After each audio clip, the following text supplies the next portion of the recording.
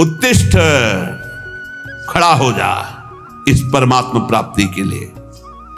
मानो सबको कह रहे हैं, गुरु द्वारा प्राप्त मंत्र ज्ञान उपासना की पद्धति से अपनी बुद्धि को इतनी तीक्ष्ण करो, सारथी को जगाओ कि जो लगाम छोड़े हुए सो रहा है भोगों में, जाग, अब समय सोने का नहीं है, और लगाम खींच इंद्रियों के घोड़ों की और दिशा बदल।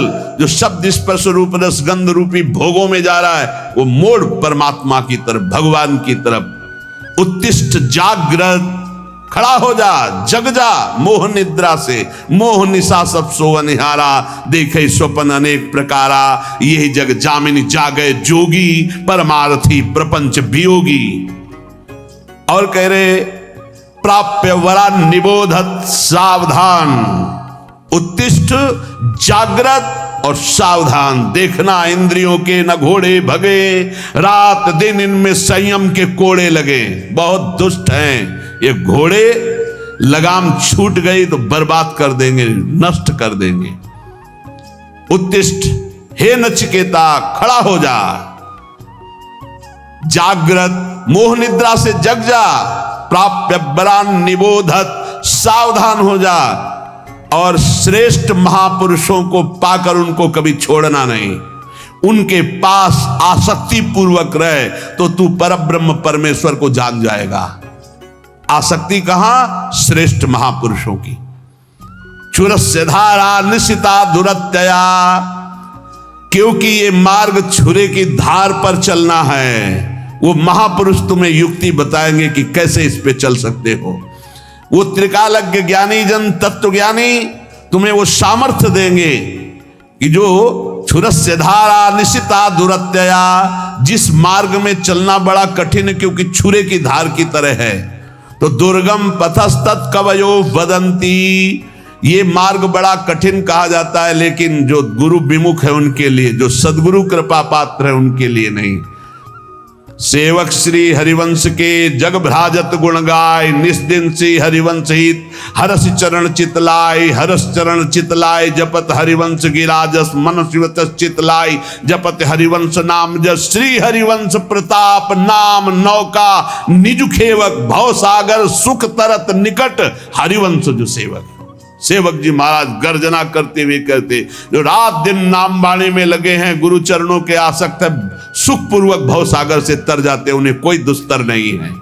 यहां भी कह रहे, श्रेष्ठ महापुरुषों को पाकर आसक्ति पूर्वक उनके संग का त्याग मत करना, उनका सेवन करो तो तुम भव समुद्र से पार हो जाओगे।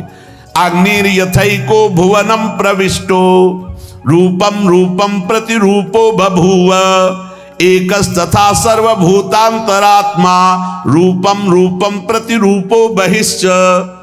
हे नचिकेता, जैसे अग्नि का कोई स्वरूप नहीं है, टेढ़ी लकड़ी तो टेढ़ी अग्नि प्रकाशित दिखाई दे रही है, सीधी तो सीधी, कम तो कम, ज्वाला तो ज्वाला, ऐसे ही परमात्मा अग्नि की तरह सर्वत्र व्याप्त है, पर करणों के प्रभाव से उसका प्रभाव अलग दिखाई दे रहा है।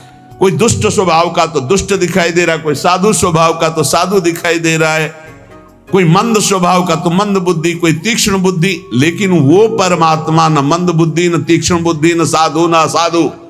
वो एक पावर है, वो एक चैतन्य है। जैसे बिजली, हीटर में गर्म, फ्रिज में ठंडा, अलग अलग करणों के कारण उसका प्रभाव दिखाई दे, लेकिन बिजली कैसी? वो तो एक पावर है, एक चैतन्य घन शक्ति है, करणों के प्रभाव से अलग अलग प्रभाव दिखाई दे रहा है। तो जो ज्ञानी है वो उस तत्व को देखता है, वो इन करणों को नहीं देखता बाहरी।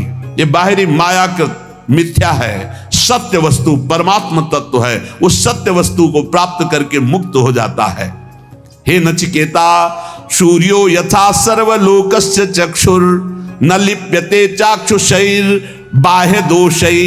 एकस तथा सर्वभूतांतरात्मा, न लिप्यते लोक दुखे न बाह्या। जिस प्रकार एक ही सूर्य अनंत प्रकाश करता हुआ सर्वत्र है, जिधर देखो सूर्य, लेकिन तुम्हारी आंख में दोष हो गया है तो तुम्हें सूर्य का प्रकाश नहीं दिखेगा।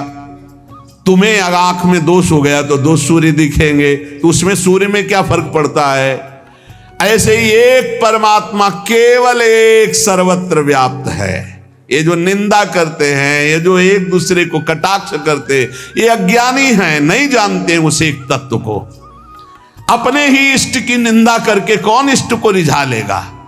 तुम जो दूसरे की इष्ट की निंदा की भावना करते हो, तुम्हारा ही इष्ट है और कोई नहीं। एको देवः सर्वभूतेषु, वो एक है। भगवान गीता जी में कहते हैं समोहम सर्वभूतेषु, मैं समान रूप से सब में विराजमान।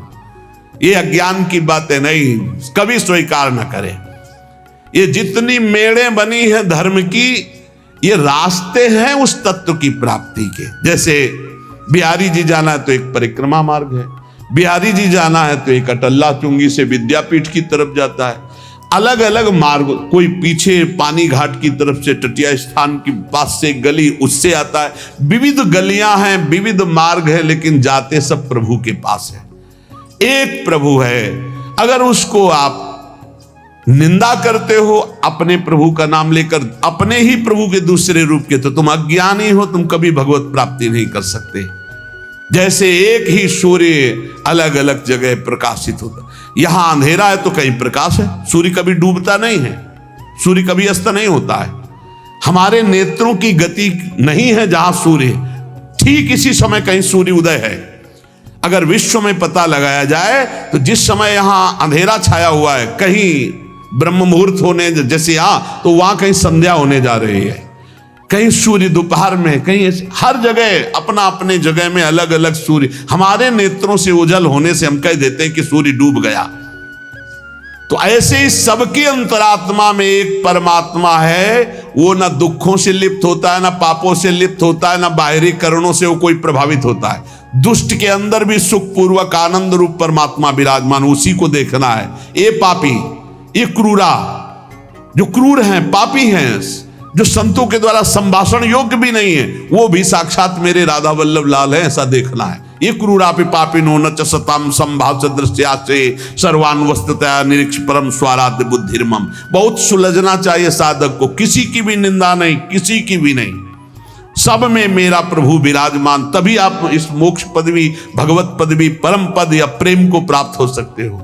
एको वसी सर्वभूतांतरात्मा एकम रूपम बहुधा यह करोति तामात्मस्थम मेनु पश्यन्ति धीरास्तेषां सुखम शाश्वतम नेतरेषां।